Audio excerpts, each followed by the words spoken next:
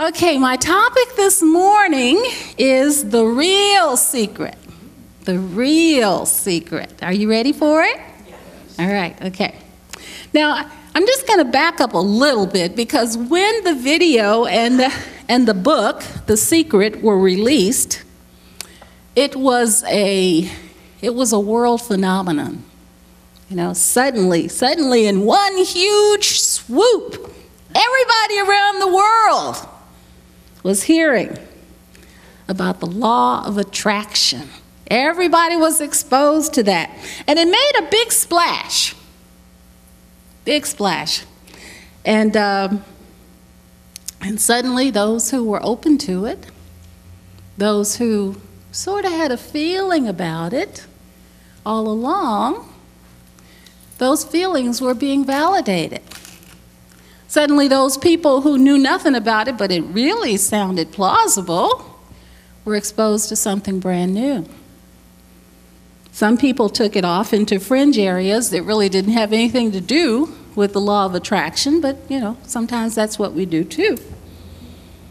And others who weren't open to it basically chalked it up as another unrealistic, airy-fairy idea and went back to life as usual. And isn't that wonderful? Because we all are right where we are, aren't we? Wherever we are. And nobody's right, nobody's wrong. It's just when we're open. It's just about when we're ready. And that's what this morning is about. See, because I'm going to tell you the real secret. I'm sorry. I'm going to tell you the real secret this morning, and some of us may still leave here thinking it's a secret, okay, because we may still not hear it.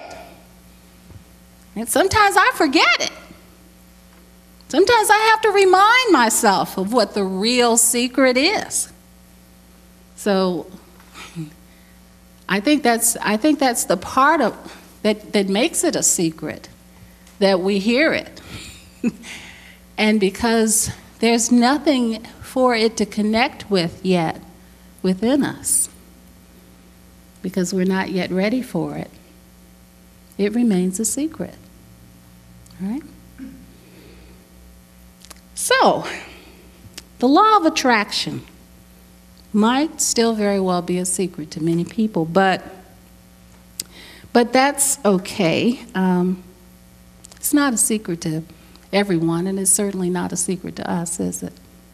We understand the law of attraction because it's a concept that's been taught throughout the years for maybe thousands of years. All right? Now, that's not the secret that I'm here to talk about this morning.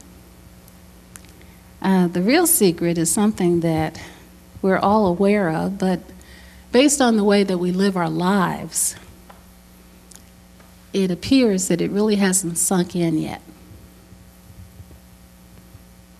So I'm going to give it to you in two parts this morning. Okay, part one. The real secret is that no matter where we are in our lives, no matter what has happened up till now, no matter how good things have been, and no matter how bad they even appear to be now, the real secret is that the rest is still unwritten. That's the secret.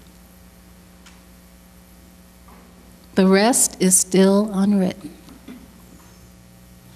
That from one moment from now is completely unwritten. And there's nothing, absolutely nothing, that keeps us locked into yesterday, even one moment from now.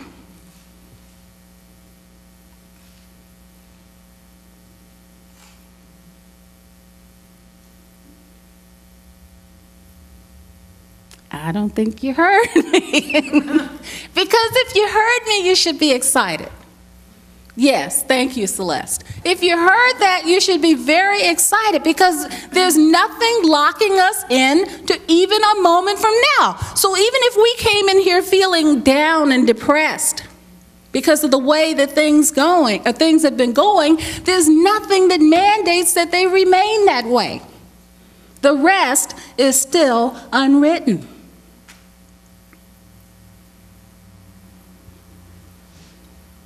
I told you the secret right up front. I usually don't do that. I usually build to the secret, build to what I'm talking about.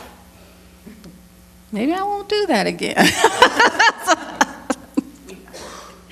Okay.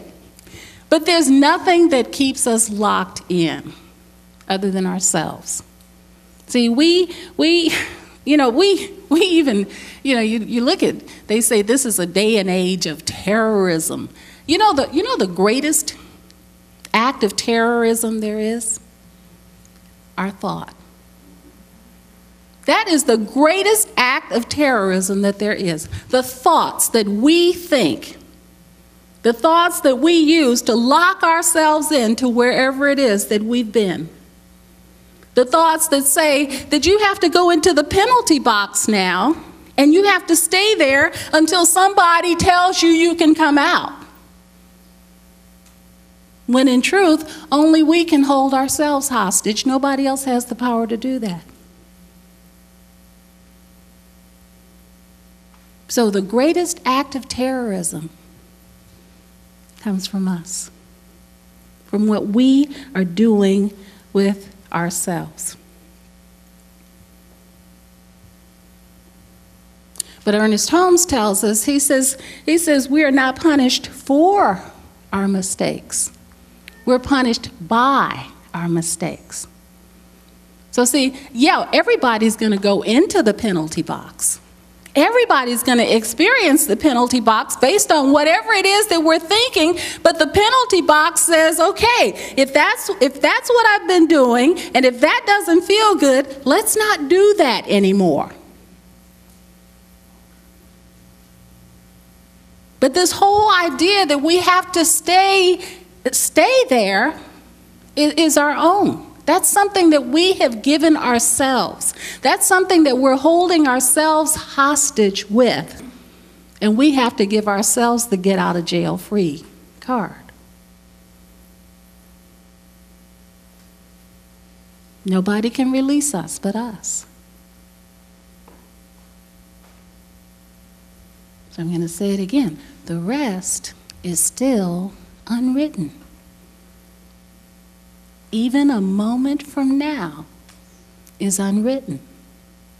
There's nothing that mandates that we stay where we've been.